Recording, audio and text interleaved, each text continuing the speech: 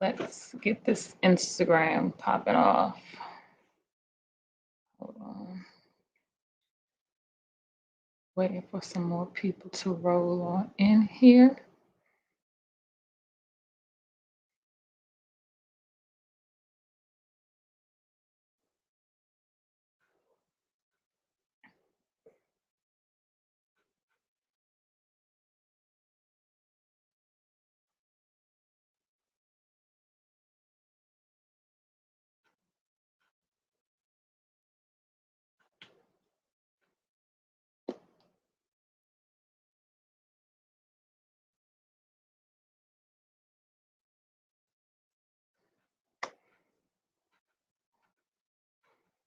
On the wrong.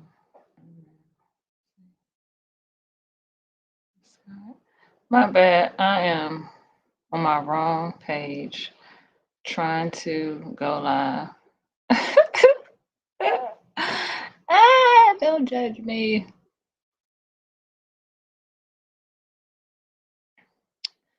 Let's see if this works. You got me hanging from the ceiling.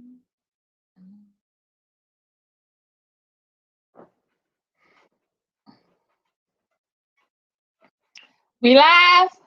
Are we live? We're live. Hey, Instagram. I'm also streaming live on my YouTube page, so please do make sure you're following either or. But if you would like to have, as always, like to see the presentation, you're going to have to go over to the YouTube page. And we're going to get started soon. We'll let people start to roll in here before I start sharing all this goody information. Am I on the right page? Yes, I am. Okay. So make sure that I'm centered good. I don't know what's wrong with this camera. Come on in here. Let's tell some people we are live right now.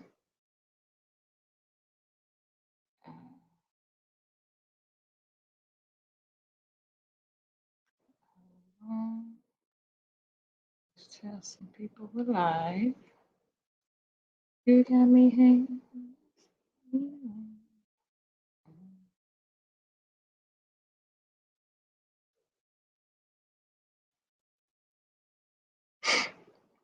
Hey, whoever is on the following on the YouTube, thank you. Hello, welcome everybody. So today I am broadcasting simultaneously. So I'm on Instagram and I'm also on YouTube. So trying to work on those angles. How's everyone doing? So we're going to allow some more people to come in. They'll catch up when they catch up. But however, welcome back to chemistry class. I'm glad to have your ass in chemistry class today for the month of February. You know that we are working on the heart disease series. So we're going to be talking a little bit about heart disease today, blood pressure, and regarding cigarette smoking as well. So please feel free to ask questions along the way. If I don't get you along the way, I'll try to double back and answer them after. Hey, Brandy. Hey, Lele. I will answer them afterwards. So please stick around too, because I have an exclusive that I am dropping on here for people who are following me, and those who come after, they will see it when they see it. But you guys are going to see it first. So make sure that you stick around. And share this link, or however you share this live. I don't know, on Instagram, if you can share it live with other people, go ahead and feel free to share it live. And let's get started. So on my screen on YouTube, you should be able to see the PowerPoint slide that we're going to go over. And today is titled Heart Disease Series, Cigarettes and Blood Pressure. This is going to be some goody gumdrops. So, all right. So high blood pressure. Within this presentation, I'm going to abbreviate high blood pressure on the screen. It's going to be abbreviated by HBP. High blood pressure is also known as arterial pressure from the arteries or hypertension. And so the blood flow, what happens is when the blood flows through the arteries with lots of pressure and lots of force, that's what causes hypertension. It's also known as a silent killer. So a lot of people who have hypertension, it's a onset for manifestation for something else, such as like heart disease. And so you're at risk for heart disease and stroke, which is the leading cause of death in the United States. So around 45% of adults in the United States, nearly half, have blood pressure and are taking blood pressure medication. So their heart rate, their hypertension or high blood pressure rate is around 130 to 80. But you don't have to remember those numbers because we're going to talk about them right now. So if you're following me on YouTube, shout out to you because you can see this information. So what's the 411 doc? So what do you need to know when you're going into your doctor's office? You're going to talk to your practitioner. You're going to talk to your healthcare provider. What do you need to know about your blood pressure numbers or your blood pressure readings? Well, the normal people, even if you don't know anything about science, you know 120 over 80. Everybody knows those numbers, right? So that's the normal, 120 over 80. So that's going to be 120 millimeters of mercury. You don't need to remember that. Just remember the highest number is systolic, the lowest number is diastolic. You don't even really need to know what that means. But if you care to know what systolic means, it's basically when the pressure when the arteries are contracting. And then diastolic is the pressure when the arteries at rest and it's beating in between beats. So that's when the blood is being filled in the heart. So at elevated levels, we have 120 to 129 systolic, and diastolic, we have 80, right? So that's kind of like a watch list. Like, okay, I know that I'm not normal. I'm below normal, which means that, or I'm above normal in a sense of numbers, which means that I'm elevated, right? So I'm not really at high risk for hypertension or blood pressure, but I need to watch this. I need to watch my intake. I need to make some changes in my dietary habits and my lifestyle. So then we go into hypertension. We have stage 1 and we have stage 2. So at stage 1, we have 130 to 139 systolic.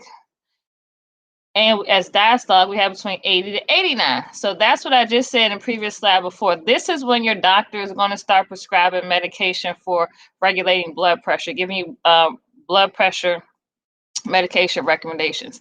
And then after that, because it can go higher, we have a stage 2, which is at or above 140 systolic and at or above 90 diastolic. So what do you take away from that? You basically want to know that, hey, Channy Nanny, you basically want to know that you need to be somewhere around 120 to 80. Now, blood pressure can fluctuate during the day, and there are a lot of factors that can, fluctuate blood pressure, which we will talk about. But what you want to know, your equilibrium or your standard, your steady rate, you want to be somewhere between 120 and 80. So that's what you need to know about blood pressure numbers. Now, there are factors that can affect blood pressure when you're actually going to get a blood pressure reading. So those things that can affect your blood pressure are exercise prior to your reading that can increase your blood pressure. A full bladder can increase your blood pressure. So you want to make sure that you are emptying your bladder before you go and you have your blood pressure checked or you have your blood pressure read. Because, hey, Candy, because that what's happening is when your bladder is full, right, you're retaining a lot of water, you're retaining a lot of liquid, right? So that needs to be eliminated. But what's also in there is it's retaining sodium. And as we know, sodium increases blood pressure. So you want to make sure that you're emptying your bladder when you go and you get a blood pressure reading. Alcohol, tobacco, caffeine, these drugs can increase your blood pressure reading. So I encourage you that if you are going to be taking any of these drugs, I would say you want to do it at least an hour before you get your blood pressure read. Talking during the reading, of course, cold temperature. So if you're somewhere where there's cold, that can affect the blood pressure reading as well. The cuffs of the blood pressure reading, your clothing, whether it's tight fitting, stuff like that. Stress can increase your blood pressure reading. And then also digestion. So when you eat a meal and your body's now going to digest it, that can decrease your blood pressure reading. So keep in mind when you go to your healthcare practitioner or your physician that when the aide or the nurse or the system is actually checking your blood pressure, that say for instance that you get a high reading or a very low reading or something that's like not your norm, if they're supposed to check it again. If they don't check it again, demand that they check it again because you want to make sure those numbers are in sync and that you get an accurate reading. So high blood pressure meds. There are, of course, a lot of high blood pressure medications that we're not going to go into today. However, I will give you some categories of such, and we will talk about a few of them later on. Diuretics. They eliminate water by the removal of excess water and sodium. So that helps lower the blood pressure. But unfortunately, along with this, you're going to lose amount of potassium. You have beta blockers, ACE inhibitors, calcium channel blockers, blah, blah, blah, blah, blah, right? And more. And they all are made to regulate blood pressure, but they all have adverse side effects. So I urge you to please check the side effects and pay close attention to how it makes you feel when you're taking these medications and reading the pamphlet and the inserts because you want to know the interactions of the drugs when you're taking foods or even drinking certain drinks. Because medications can interact with the foods that you take. That's why some people will say, oh, you shouldn't take this on an empty stomach. You should take it with something. Everything has an interaction. So you just want to make sure you know those interactions. And we're going to speak about a few of these high blood pressure medications specifically. So Precardia and or Adalat CC. These are all blood pressure medications. They fall into the category of a calcium channel blocker. Don't really need to know that. Just know that they're blood pressure medications. And they can be affected by what's called, the grape juice effect. Has anyone ever heard of the grape juice effect? If you're listening on YouTube, I can't see you right now, but on Instagram, if you've ever heard of the grape juice effect, please put a 1 and let me know. If you haven't, I'm going to actually explain it anyways, but I'm just curious to know if anybody ever heard of the grape juice effect. And we're not talking about grapefruiting in the sense of, that nasty stuff. We're actually talking about the grape juice effect. Okay, thank you for your response, Shani. So basically, you'll take your blood pressure medication, right? You'll have a grape juice, right? Whether that comes in the rind, the juice, or whether you're actually eating the fruit. When you're metabolizing the medication with the grape juice, however form you're taking it, it's going to start to affect the enzyme that helps with the metabolism in your body for this process. So when this is blocked, you can actually get too much of the drug, and too much of the drug will cause you to have side effects that are unwanted. And it actually can be in the inverse too. But in these two particular blood pressure medications, the grape juice effect is going to increase the amount of drug in the body. And that's also going to increase the side effects, the adverse side effects of drugs. So you do not want to be taking these two medications with grape juice. And that's why it's very, very important that you understand and read the pamphlet or the insert for the drug so you can know which you should not be taking it with. Okay? Hey, Allison, what's up, cuz? So some important chemical ions. So, this is chemistry class, so we're going to tap a little bit onto it. And you guys are going to get well versed in this as well. So potassium. Potassium helps remove the extra sodium from the body via the filtration system. Our filtration system in our body are our kidneys. And it's done by way of urine elimination. So potassium helps the blood vessels, which are arteries, veins, or capillaries, walls to relax, which decreases blood pressure and heart problems. So what you want to know about potassium is that it's very important when decreasing blood pressure. If you've ever known someone to have high blood pressure, maybe just had a high blood pressure reading when they came from the doctor, they may have been told to go get a banana. Why? Because bananas are high in potassium. So keep that little trick right there and that tip in mind. If you ever come across somebody who has high blood pressure, or if you yourself have high blood pressure, know that potassium helps lower blood pressure. Okay? Hey, everyone coming on in. So sodium, like I said, can cause high blood pressure, and too much sodium can reduce the kidney's ability to filter. So too much of that sodium, because let's be very honest, our body does need sodium. It just doesn't need abundance of sodium. So if we have an abundance of it, it does reduce the ability of the kidneys to filter and do their job to remove waste from the body. And this can increase blood pressure and put a strain on our blood vessels, okay? So the organs in the body that's affected during blood pressure, what's happening in the body when someone has high blood pressure? Okay, great question. Glad you asked. So kidneys, like I told you, they are our filtration system. They eliminate the waste that's accumulating in our body, and the waste is going to be eliminated via the kidneys by urine, right? So that is going to be affected. Your heart is going to be affected because high blood pressure overworks the heart. The brain is going to be affected because the body's going to send the brain information, and the information coming from the cardiovascular center when blood pressure needs to be adjusted, whether blood pressure needs to be increased or whether blood pressure needs to be decreased. That message is going to be sent to the brain. So your brain is going to be affected. Your blood vessels, like we said, are going to be affected from the force and the pressure that's occurring during hypertension or high blood pressure. That can lead to blood clots, that can lead to stroke, and that can lead to other heart disease such as atherosclerosis that we talked about last week. Your liver can be affected. So high blood pressure can affect liver dysfunction. Your eyes can be affected. So the blood vessels that supply blood to the eye can become damaged, resulting in blurred vision, loss of vision, and eye scarring. If you're looking at the actual YouTube, you'll see the bottom right corner. That is an actual that possibly could have been where someone had a hemorrhaging in their actual eye. So that caused the eye scarring. All of these things are called hypertensive retinopathy when we're talking about the eyes. Now, getting into some more juicier stuff. So sexual organs. Your sexual organs can be affected when we're talking about high blood pressure. So much. Wow. Is that a good thing, Chan? Like, am I covering some good stuff that you didn't know about? Or am I going too fast? Let me know. Do I need to slow it down a little bit? Let me know. Welcome on in, everyone. So your sexual organs. Now, this is a big part of adulthood. Everyone loves to do it. So let's not act like we don't. But your sexual organs can be affected when we're talking about high blood pressure.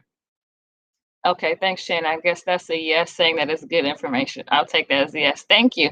So your sexual organs, because there's a lot of blood that flows to those sexual organs when it's time to get busy, right? So that's how a man gets that's how a man gets erect. I have to watch my vernacular. So if the blood that's flowing there is actually disrupted because you have hypertension, then the man won't be able to get erect, or will have like erectile dysfunction.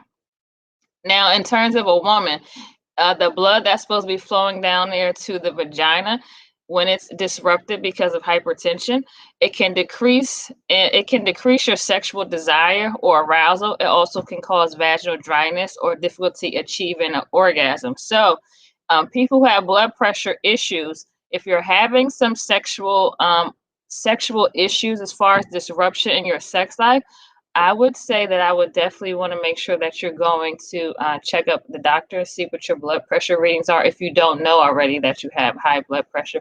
And if you do have high blood pressure, we're going to talk about some ways in which that you can actually change that trajectory in your life.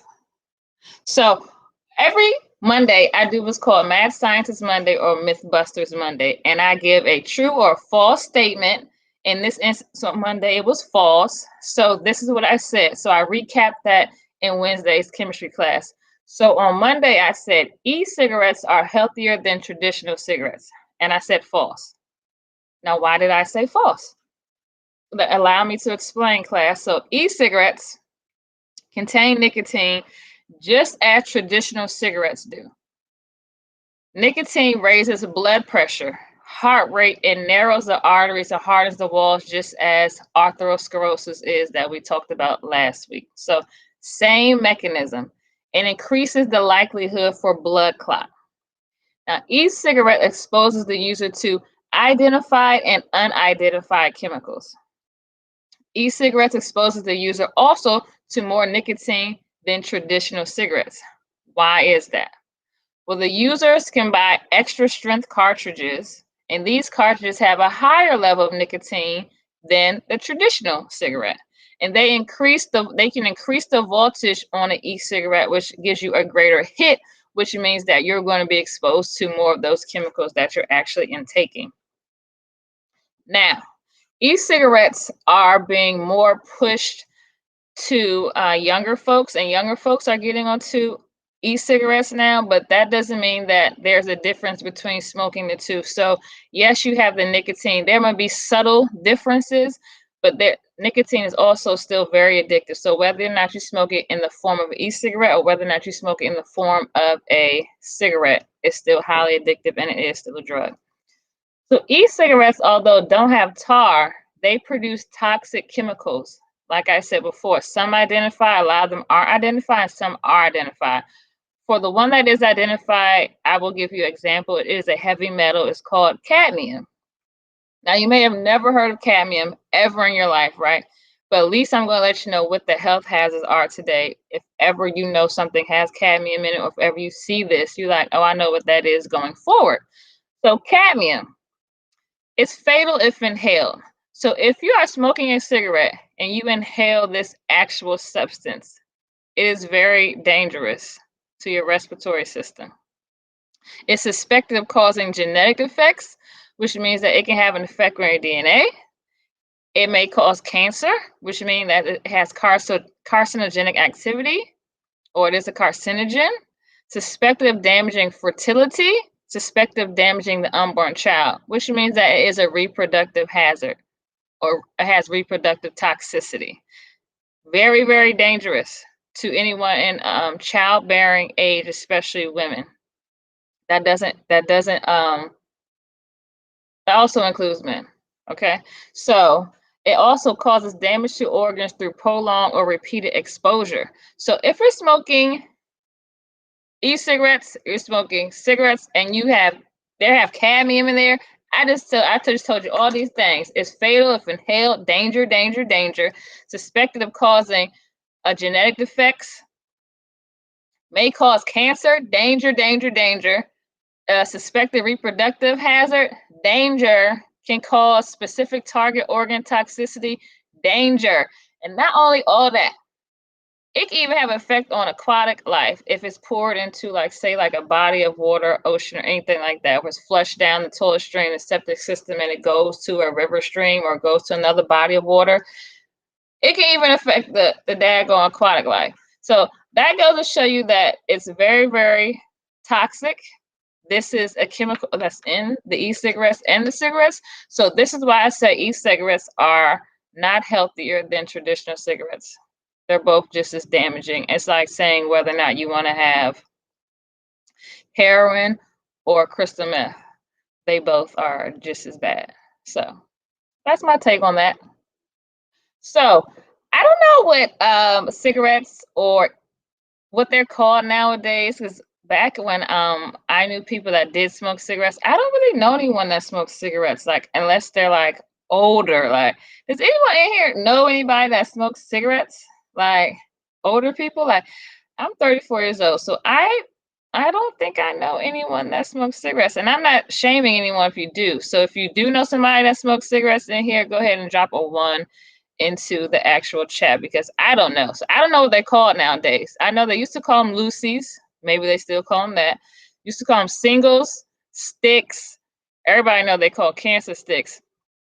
And all right, so okay, someone does know somebody smokes cigarettes. Okay, no problem. So loose, what do they call them nowadays? Let me know, Lele, what they going for on the streets? Like, what are they calling them out there? They also call them fags in the UK. They may say, let me get a fag.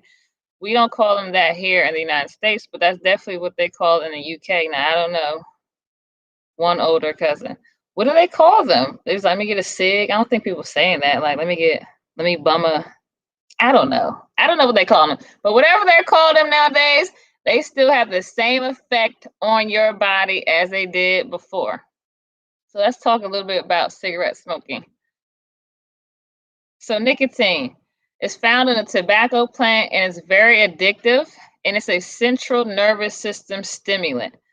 Many individuals with schizophrenia smoke cigarettes. Wow, that's interesting, Sigs. Okay, thank you. That's a very interesting fact. Thank you, Lele. Why do they smoke? Why do people with schizophrenia smoke cigarettes? That'll be interesting to know. Wow, that got me thinking now. So it's a very, very excitatory type of drug and plays on cigarettes, plays on your central nervous system. So it's a stimulant. Just like I said before, suspected reproductive hazard, highly toxic, highly addictive. Nicotine is in the top 5 most addictive drugs, increases blood pressure, heart rate, increases metabolism, and decreases body weight. So what do you, I am 15 months clean of smoking cigarettes myself. Okay, whoop, whoop. Can we get congratulations to Lele over here, J_breathing. You go, girl. You go, girl. One step at a time. You know, my mother, when we were kids, she used to smoke, even when I was probably like up to 15, I think. I think my mother's been like clean. Well, I guess that's what you say. Hasn't smoked cigarettes in over like 15 years, I think. And I really couldn't stand that. So yeah, you go ahead, girl. You got to start somewhere. Just keep up the good work. Stay focused. So what I just said before that was I said that nicotine increases metabolism and decreases body weight. So when you're intaking nicotine, especially lots of nicotine, that's going to be an energy expenditure. So your body is going to be using that energy up, using it up, using it up. It's not going to allow your body to store it as far as fat goes. So that decreases body weight. So I don't know about you, but I've never seen someone who smokes cigarettes who was fat or obese. And when I say fat, I mean the terminology of scientific. I'm not fat shaming people, but like anyone obese, overweight, or fat, I can't remember the last person I seen or I personally know that was smoking cigarettes and that were fat or obese. So if you know anyone, let me know. That's very, very interesting because it does increase metabolism. It's not a diet or a lifestyle I would recommend if you're trying to lose weight. But if you're already smoking cigarettes, your metabolism is going to be very, very high. So cancer stick constituents. What's inside of these cancer sticks? Like, what is it that makes people go crazy? What is it that makes people want it? Well, we know nicotine is very highly addictive. I was skinny as fuck when I smoked. Yeah. So Lele, cigarettes definitely is helpful in increasing metabolism or regulating metabolism. So, like I said, we're not going to recommend on here. Health and Rise is not sponsoring or saying that you should go smoke cigarettes if you want to lose weight. But I'm just saying the effect that it does have on the body. So, what's in a cigarette? What's in a cig? Nicotine. Highly, highly addictive. They also put sugar in there. They don't tell you that. That's also another reason why it's addictive. Carcinogens. So if you're watching the screen on YouTube, there's like estimated number of chemical compounds in cigarette smoke is at 7,357 chemicals. 7,357 chemicals. Like, how you get all of that out of that little cigarette? I'm like, what in the world? So then we have 70 is the number of components within a cigarette that's confirmed to have carcinogenic activity. It's confirmed to either cause cancer or suspected of causing cancer, right? And these particular compounds are carbon monoxide. Geesh, yes, right? So a person smoking a cigarette, you are now getting around 7,000 cigarettes cause narcissist behavior from my observation in the DMV. Oh, well, thank you for sharing the observation. Now that makes me think about somebody that I know that actually was a narcissist. Wondering, did they smoke cigarettes? They used to, at some point in time they did. That's very okay. I want to look into that. But getting back to the chemicals, 7,357 chemicals in cigarette smoke. Okay. That's a lot that you're putting onto the stress that you're putting onto your respiratory system, right? And you probably don't even know what all those chemicals are, because I'm a chemist and I don't even know 7,357 chemicals, but I'm just saying. So 70 carcinogenic. So one of those is carbon monoxide. Hey there, welcome on in. Carbon monoxide. So if you've ever heard of carbon monoxide, if you have a gas stove or gas appliances and you're cooking in your house and you go to turn the burner on, the flame doesn't come on, but the gas is still coming out of there. So actually that gas that you're getting out of there is carbon monoxide. That's why they tell you to leave your house, open up your windows, get some fresh air, because carbon monoxide can displace oxygen, which means that it's going to move the oxygen molecules out of the room, and now it's going to be full with carbon monoxide. This is how you can asphyxiate. This is how you can actually die from it's a poisonous gas. I'm glad to have you here. Please go ahead and share this live if you feel like it, if you're in the mood. You know, let some people come on in here who don't know me or who do and would like to hear this information. Other carcinogens in cigarette smoke: formaldehyde. We're going to double back to that. Formaldehyde. Arsenic, nickel, cyanide. Cyanide. If you've ever heard of cyanide, you know it's highly poisonous. So this is what you're smoking. If you're smoking cigarettes, if you used to smoke cigarettes, if you plan on smoking cigarettes. Know the information beforehand. So formaldehyde. Formaldehyde is used as embalming fluid to preserve dead bodies. I'm gonna just let that sit right there. So formaldehyde is used as embalming fluid to preserve dead bodies. It's used as a preservative. So if you are smoking cigarettes, this is in your cigarette smoke. This is in your cigarette. Going to hitting your respiratory system, penetrating those lungs, your bronchioles, your nose, your pharynx, your larynx, all those things. Also, formaldehyde is used on the street coupled with PCP when people call it the dippers, again wet. The formaldehyde actually allows the cigarette to not burn as fast and increases the high. So people are out here using formaldehyde on the street. That I do know. They dip in it, the dippers. So what organ bodies are affected when we talk about cigarette smoking? That's about same ingredients in these vaccines. You're so true. That is so true, Candace. Candace just said in the chat that, in the Instagram chat, that that's wild. The same ingredients in these vaccines, for sure. Because like I just said, formaldehyde is a preservative. It's also actually used in laboratories to preserve cells and tissue culture. So yes, they do put it in vaccines. That's a great observation, great catch. Thank you for mentioning that, Candace. Organs in the body that is affected from cigarette smoke. So we have our arteries, because it's going to increase blood pressure. We have our muscles. You get less blood and oxygen, so it's harder to form muscle. And another observation, if you've ever seen someone or know someone who does smoke cigarettes, have you ever seen them have a very muscular physique? I haven't. It's going to be probably very hard for them to have muscles because of that blood and oxygen that they're going to be deprived of from smoking cigarettes. Respiratory system is going to be highly affected, right? For instance, your lungs are going to be affected, and it's going to cause a mucus buildup in your lungs. That's why you see people who smoke cigarettes, they cough up a lot of phlegm. They're always choking and hacking.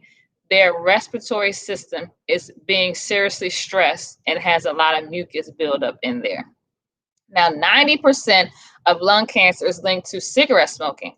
And this is a top cancer killer in the United States, referring to lung cancer.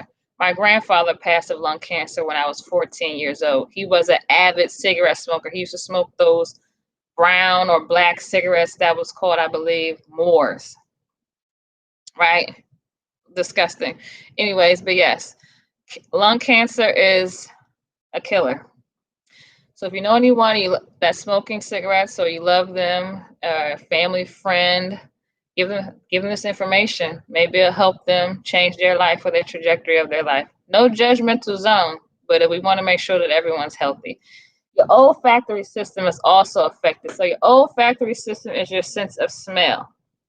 And located in your olfactory system are something called chemoreceptors, right? So those can be affected. So that affects, so people smoking cigarettes, their smell is going to be affected. So have you ever been around somebody who smokes cigarettes and they don't realize that they stink because they smoke cigarettes? They don't realize that their car stink, their house stink, the carpet in their house may stink, the furniture, their clothing, They don't realize it because they can't smell it, because their chemoreceptors have been damaged. Chemoreceptors can be damaged by other ways as well. Cocaine snorting is one of them. So moving on. Gustatory system, which is your sense of taste. That's going to affect your sense of taste. So smoking cigarettes will affect your sense of taste or your taste buds, which is why if you're ever around a cigarette smoker and they are pouring on more salt or hot sauce or more seasoning and spices, it's because they can't actually taste the food. Their taste buds are now affected. So it's not that they're off, it's the cigarette smoking. Your brain can be affected by memory and cognition. The more cigarettes you smoke, the more you're exposed to those chemicals. Your skeletal system, your decreases in bone density can be observed from people who smoke cigarettes. So your lymphatic system, which is a part of your immune system, which we all need to stay healthy, correct? So your white blood cell count will increase to fight off the inflammation caused by tobacco smoke or caused by smoking. So your body is like, what are you putting into me? This foreign substance that you're putting into me, I really don't recognize. So now I'm going to increase my white blood cell count to fight against the inflammation that this foreign substance is causing. So then your skin. Your skin can be affected by smoking cigarettes. So the nicotine breaks down the collagen in our skin, which keeps it firm and tight, right? And if you've ever seen someone who smokes, you don't see this a lot in Black people, right? But you may see this a lot in European Americans or Caucasian people. Well, they'll have something that's called crow's feet, when you'll see under their eyes and stuff. So it's like creases in the skin. And that comes from the nicotine and the carbon monoxide, amongst other chemicals. But the body is now starving of oxygen because these chemicals, they starve the body of it. They pull the oxygen away, right? They displace oxygen. My mom smokes and she's so stuck in her ways, I tell her to quit every day. Tabalicious, I'll give you a funny story about my mom because she used to smoke, and I think she's been clean for like 15 years smoking cigarettes, right? So she would smoke, and me and my sister would take her cigarettes and we would chop them up, like literally with scissors, chop them up. We like, she ain't gonna smoke no more. She gonna stop smoking. Thought that was gonna deter her, right? That didn't really deter her from smoking. It just made her beat our ass a little bit more and make her upset with us. But we tried, and someone really can't stop until they're actually ready. They actually have to be ready to say stop. So my mom quit cold turkey on her own. Was like, she didn't want to do this anymore. But when they're stuck in their ways, they're stuck in their ways. What can I say? All you can do is give them the information. When you love them, you care about somebody, give them information, and just hopes that it will help them, reach a point in their life where they're ready to make a decision, where they're ready to make a change that's best for their health.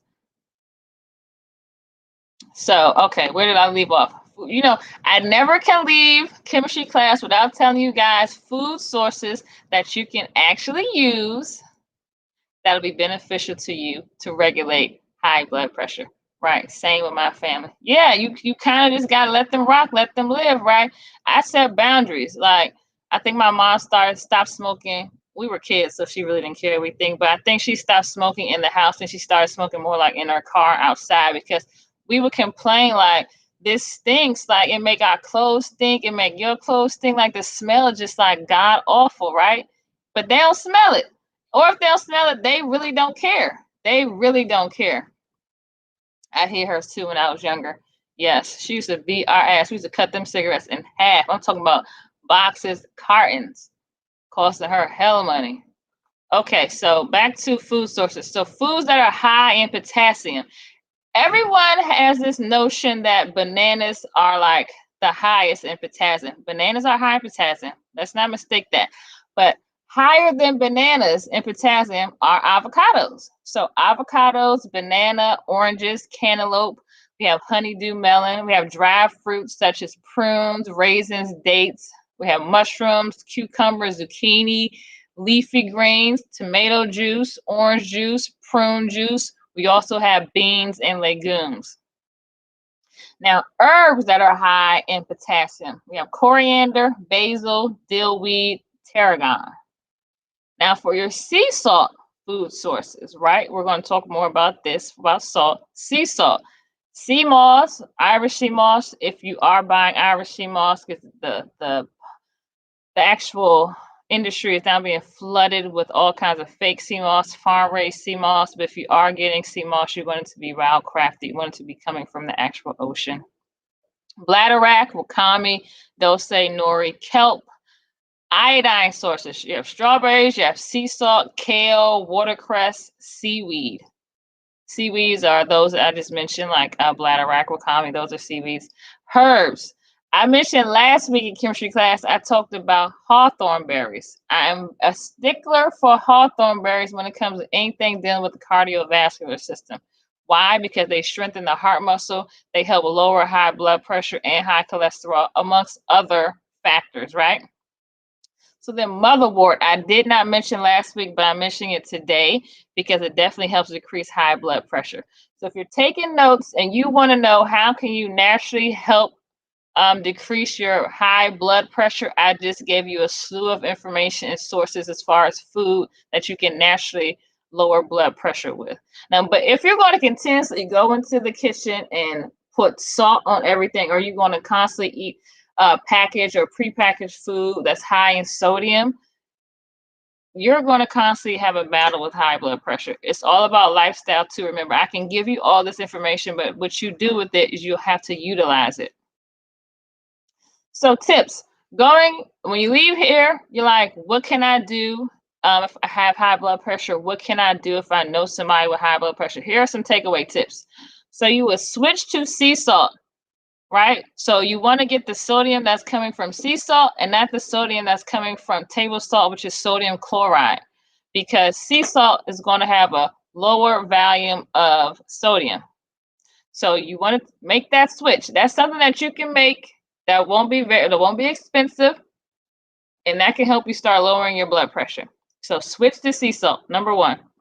Number two, use powder seasonings instead of salt seasonings, right? So for example, garlic powder. If you use garlic, this is an example, garlic powder instead of garlic salt. Why? Because those salt seasonings are going to have more sodium. And if you need to watch your sodium intake, you don't want to be increasing it everywhere you go with more sodium and more sodium. So prepare your own. What about Himalayan sea salt? Himalayan salt. So Himalayan salt is not a sea salt.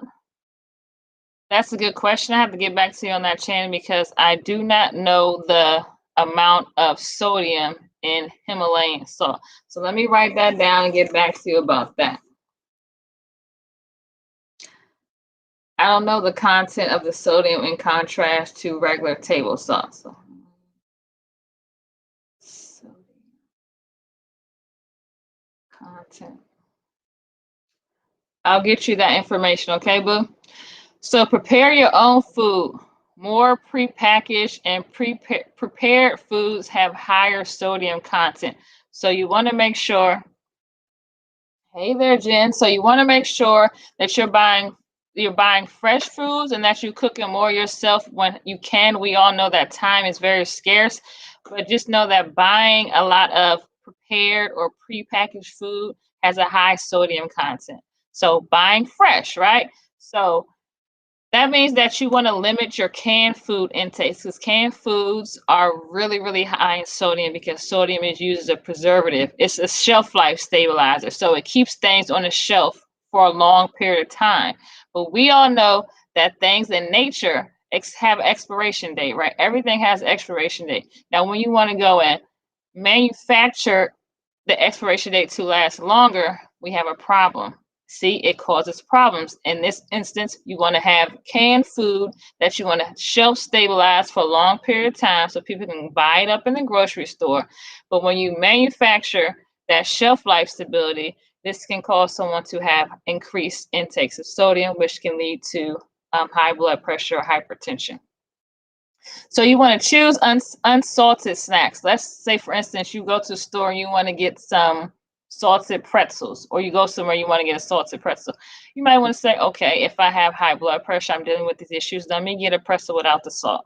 These are small little subtle changes you can make, right, in your everyday life.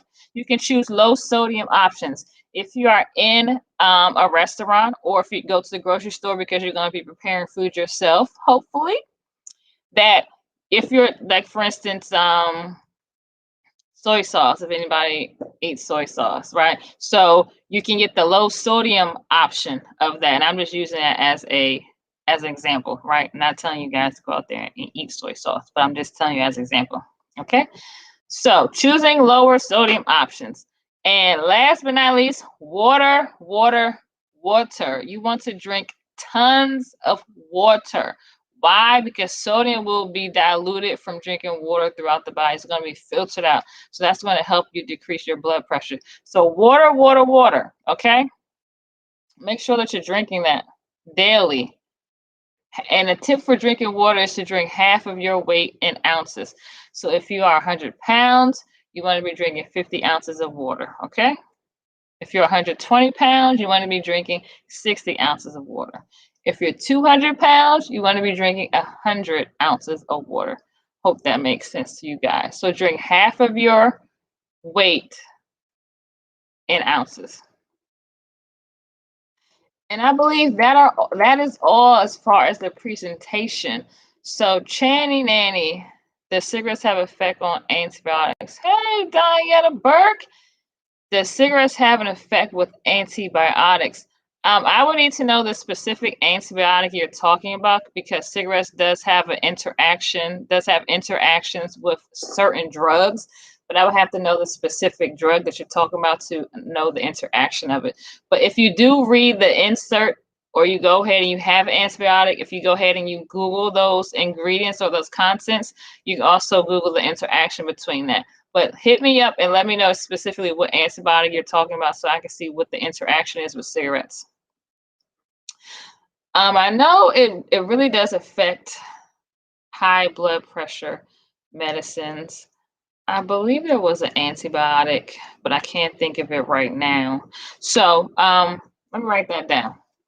That's a good question. You guys are asking some good questions. And I like it that you can actually make me like, oh, I gotta go to the think tank for that.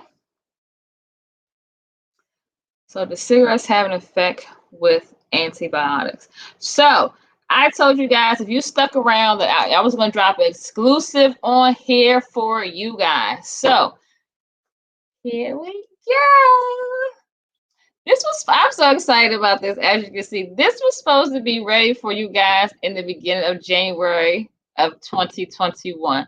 Then I had to push it back, and I said it's going to be ready by Valentine's Day. So here I have the Health Neurotics Sprinkle Me Stash Box. Can you guys see that right here? Get a good old look at this. So this is my very own spice box, created and designed by me.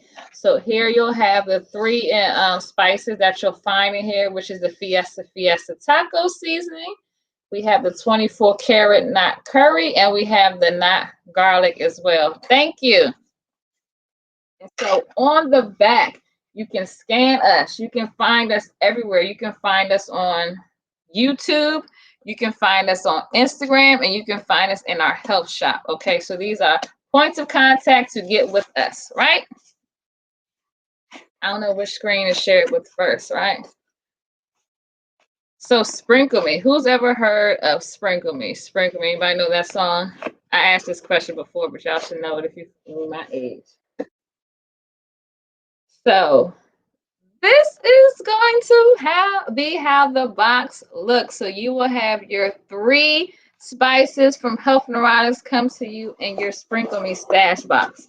So what I'm doing today is I'm going to drop a bundle.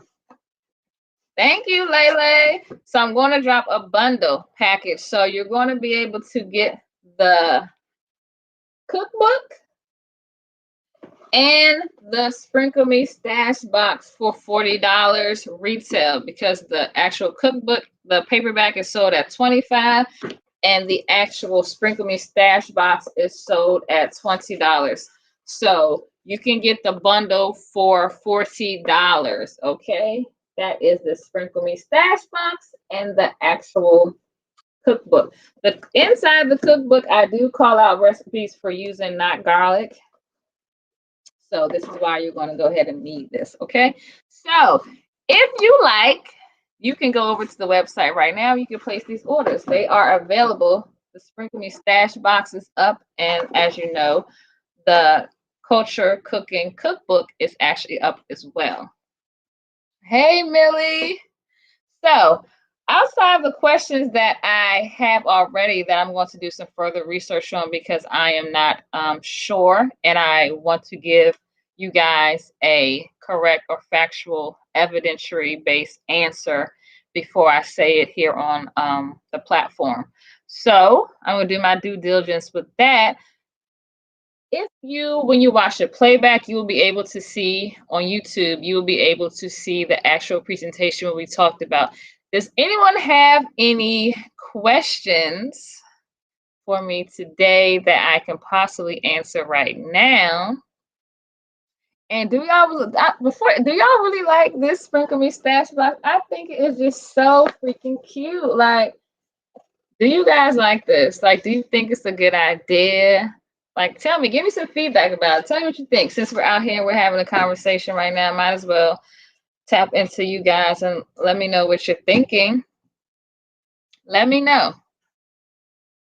It's cute. Thank you, Millie. It is like super dope, isn't it? Thank you so much.